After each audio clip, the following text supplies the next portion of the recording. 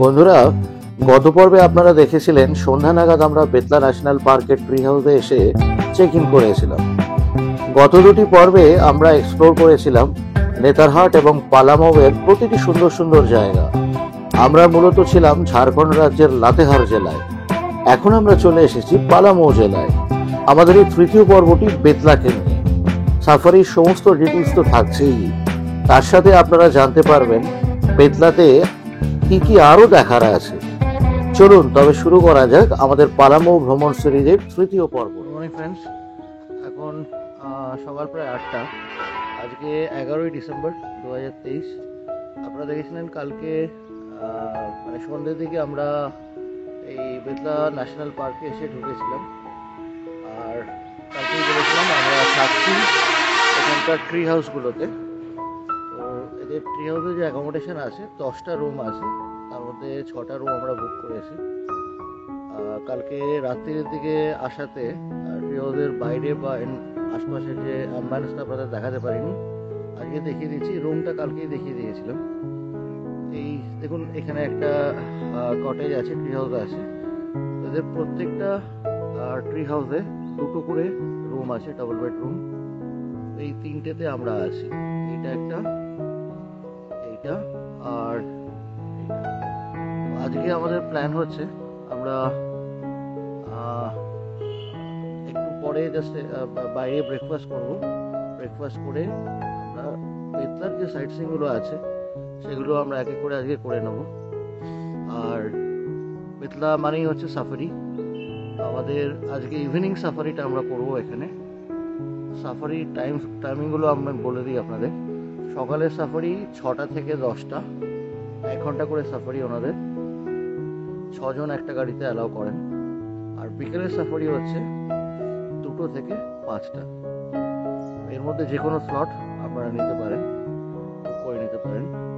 আর এখানে থাকার একটা অ্যাডভান্টেজ হচ্ছে মানে এই সাফারি বুকিংটা খুব ইজি। একদম আমাদের সামনেই বুকিং অফিস, সেখান থেকে আমরা সাফারি বুক করে নেব। সেই প্রসিডিওরটাও আপনাদেরকে বলে দেবো।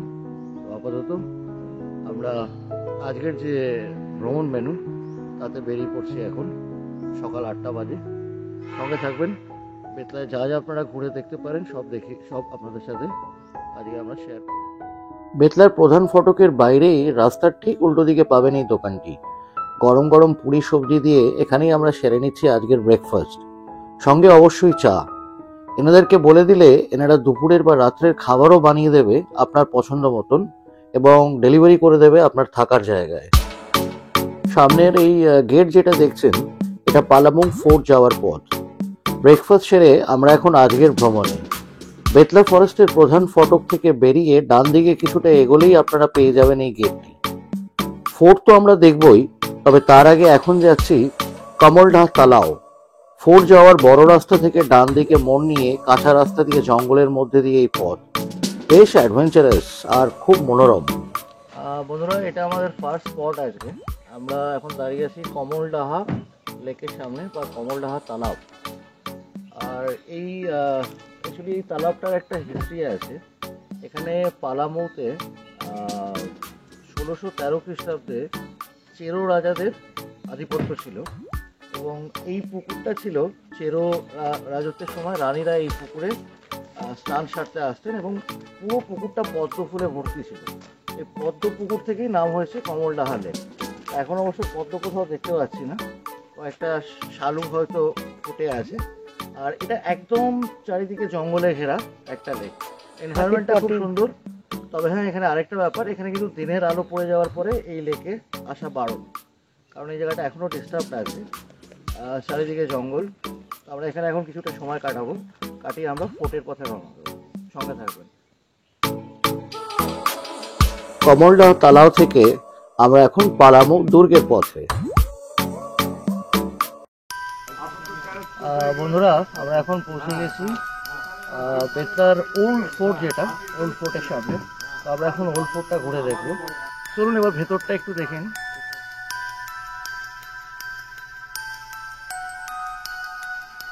Mainly brick and stone structure. আর এখানে মানে রঙিন পাথরও ইউজ করা হয়েছিল এই কেল্লাটা বানাতে। তার কিছু কিছু নিদর্শন এখনো দেখা যাচ্ছে, আপনারা খেয়াল করবেন এই জায়গাগুলোতে। বন্ধুরা, আমরা এখন চলে এসেছি পালামুর জঙ্গলের একদম গভীরে, পালামু ফোর্টে। একটা জঙ্গলের ভেতর এরকম একটা শতাব্দী প্রাচীন ফোর্টের সামনে এখন দাঁড়িয়ে রয়েছি। ভীষণ শিহরিত আমরা। এই ফোর্টটির কিন্তু একটা বিশাল ইতিহাস আছে। আপনারা শুনেছেন চেরো ডাইনেস্টির কথা। তো আমাদের ভারতবর্ষের ইতিহাসে কিন্তু এই চেরো রাজবংশের কিন্তু বিশাল ভূমিকা রয়েছে। জঙ্গলের মধ্যে এরকম একটা ফোর্টের পরিবেশ ভীষণই আমরা শিহরিত। এই পালামু ওল্ড ফোর্ট যেখানে আমরা দাঁড়িয়ে আছি, এটা তৈরি হয়েছিল 1613 খ্রিস্টাব্দের সময়। তখন এখানে রাজত্ব ছিল চেরো ডাইনেস্টি, যিনি অলরেডি বলেছে। সেই সময় রাজা ছিলেন প্রতাপ রায়। তো প্রতাপ রায়ের সময় এই ফোর্ট তৈরি হয়েছে। পরে তার যে সাকসেসর মেদিনী রায়, তিনিও এই ফোর্টে থেকে রাজত্ব করেছেন। এবং মেদিনী রায় এই ওল্ড ফোর্টের সাথে সাথে আরেকটা নতুন ফোর্টও তৈরি করেন, নতুন কেল্লা, যেটা আরেকটু পাহাড়ের ওপরে। আমরা নতুন কেল্লাটার দিকেও যাব এরপরে। তো ফোর্টটি ঔরঙ্গ নদী, পালামুতে ঔরঙ্গ নদীর তীরে। আর এই ফোর্টটার স্পেশালিটি হচ্ছে ব্রিক অ্যান্ড স্টোন স্ট্রাকচার। তার মধ্যে কিছু রঙিন পাথরও ইউজ করা হয়েছে, যার নিদর্শন গেটে ঢোকার সময় এখনও পাওয়া যায়, দেখা যায় ওয়ালসে। আর এই ফোর্টের যে ওপরে মানে 15 ফিটের একটা বাউন্ডারি ওয়াল ছিল পুরো ফোর্টটাকে ঘিরে। এবং সেই বাউন্ডারি ওয়ালটা এতটাই চওড়া যে তার উপর দিয়ে কিন্তু ঘোড়সওয়ারিও যেত। এবং এইভাবে এই ফোর্টটাকে ঘোড়সওয়ারিরা গার্ডও করতেন সেই সময়। তো চলুন ফোর্টের আরেকটু ভেতরে আমরা এখন যাব, সঙ্গে থাকুন।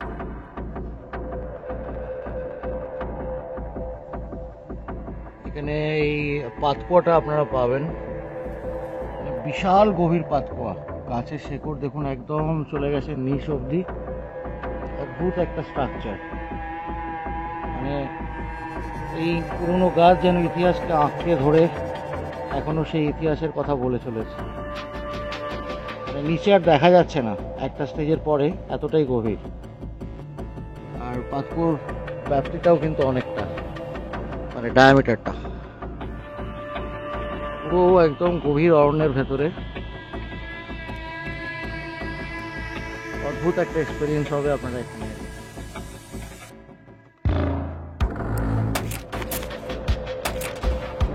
আরেকটা পাতকুয়ো,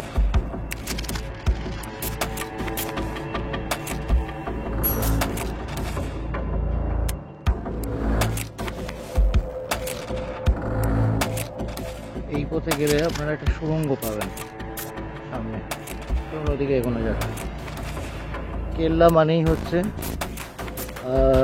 অজস্র সুড়ঙ্গ পথ রাজাদের জন্য থাকতো, যাতে শত্রুর আক্রমণে কোনো কোনো সময় যদি পালাতে হয় এই সুড়ঙ্গ তারা ব্যবহার করত। এটা যেটা দেখে বুঝতে পারলাম আমরা, এটা হচ্ছে স্টেপ ওয়েল। মানে এর আগের যে পাতকুয়োটা দেখালাম ওইটারই একটা সেগমেন্ট হচ্ছে এইটা স্টেপ ওয়েল। এখান দিয়ে নামার সিঁড়িও আছে, এখান দিয়ে স্টেপ ওয়েলে নামা যেতে হবে।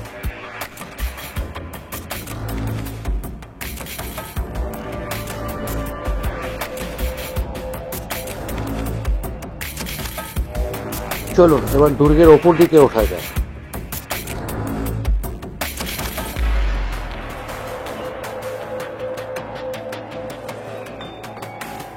এটা ফোর্টের কেল্লার ওপর দিকটা আমরা চলে এসেছি। বিশাল উঁচু উঁচু সিঁড়ি দেখালাম আপনাদের। এইটা নিচ থেকে যে বাউন্ডারি ওয়ালটা দেখাচ্ছিলাম সেটার একটা ক্লিয়ার ভিউ এখান থেকে পাবেন।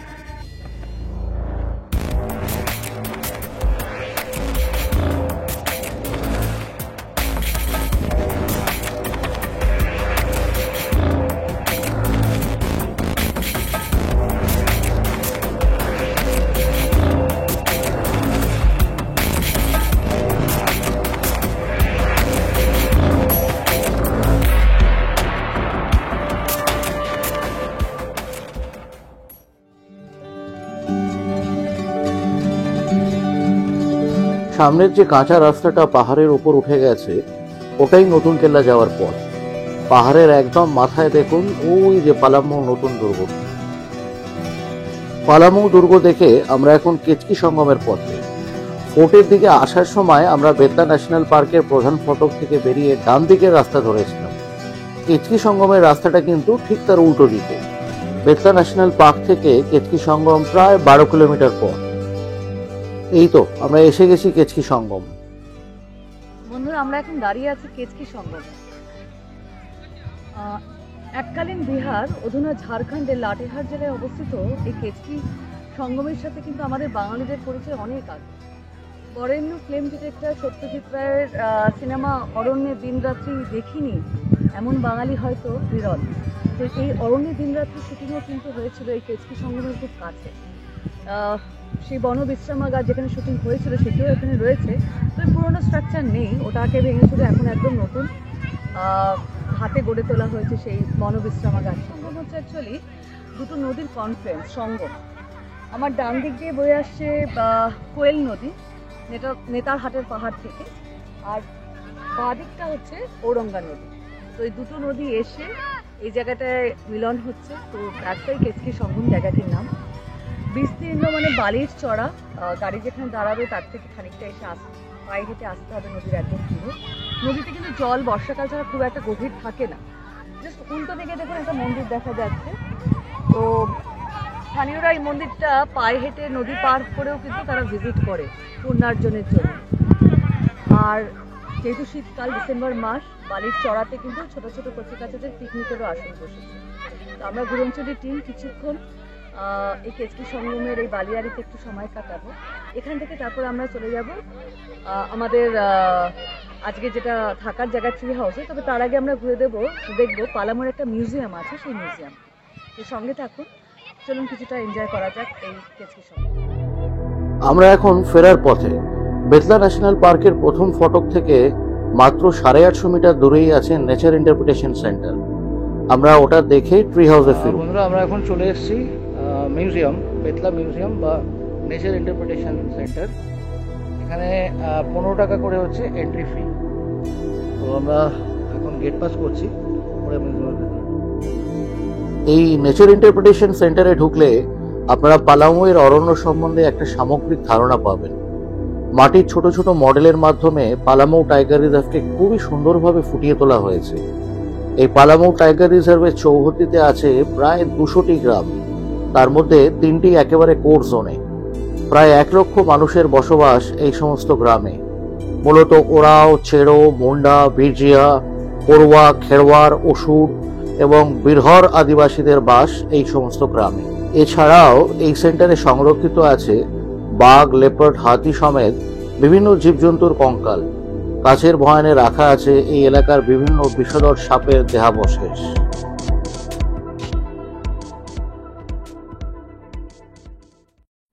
লাঞ্চ সেরে আমরা এখন বেরিয়ে পড়েছি জঙ্গল সাফারিতে। আমরা নিয়েছি বিকেল 4টে সাফারি। গাড়ি প্রতি গাইড চার্জ নিয়ে 1300 করে। প্রতি গাড়িতে 6 জন করে বসানো হয়। খারাপ লাগলো একটাই, এখন এখানকার সাফারিতে ব্যবহার করা হয় টাটা সুমো বা ওই বলেরো টাইপের গাড়ি, হুড খোলা জিপ কিন্তু নয়। অথচ 5 বছর আগে যখন এসেছিলাম তখন হুড খোলা জিপেই এখানে সাফারি করেছিলাম।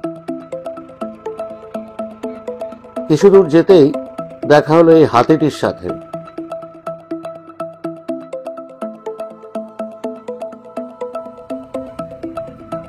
আরে ওটা কি লাফিয়ে গেল? এই তো শিয়াল। তো 1 2 3, বাবা এ তো এক পাল শিয়াল, ইন্ডিয়ান জ্যাকাল। শিয়ালের আগে যে দেখিনি তা নয়, তবে এরকম এক দঙ্গল একসাথে খুব কমই চোখে পড়ে। আমাদের গাইড ভাই বলছেন কোনো একটা শিকারের গন্ধ পেয়েই এরকম দলবদ্ধভাবে জড়ো হয়েছে এখানে।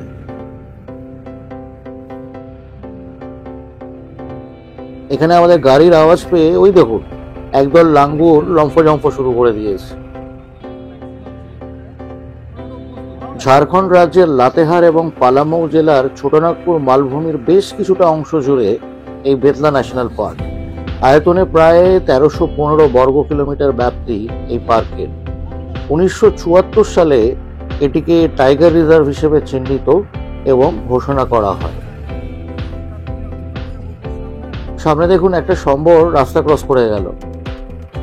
ঝোপের আড়ালে ওই যে চিতল হরিণ।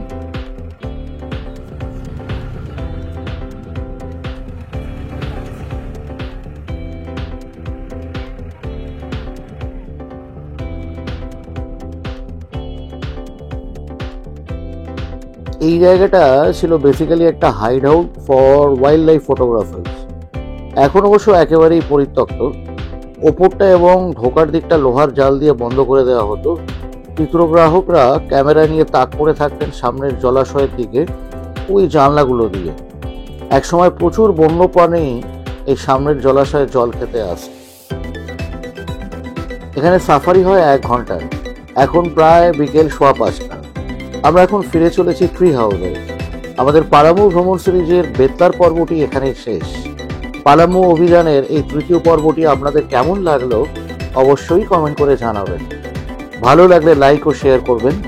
যে সমস্ত বন্ধুরা এখনো আমাদের চ্যানেলটিকে সাবস্ক্রাইব করেননি, অনুরোধ রইল বেল আইকন টিপে আমাদের চ্যানেলটি সাবস্ক্রাইব করে রাখবেন, যাতে করে আমাদের পরবর্তী ভিডিওগুলোর নোটিফিকেশন আপনারা পেয়ে যান। আগামী পর্বে আপনাদের জন্য থাকছে রাঁচি ও তার আশপাশের অসাধারণ সুন্দর কয়েকটি জায়গা। খুব শীঘ্রই দেখা হবে আগামী পর্বে। ততদিন ভালো থাকবেন, আনন্দে থাকবেন আর অবশ্যই ভ্রমণে থাকবেন। শুভ বিদায় বন্ধুরা।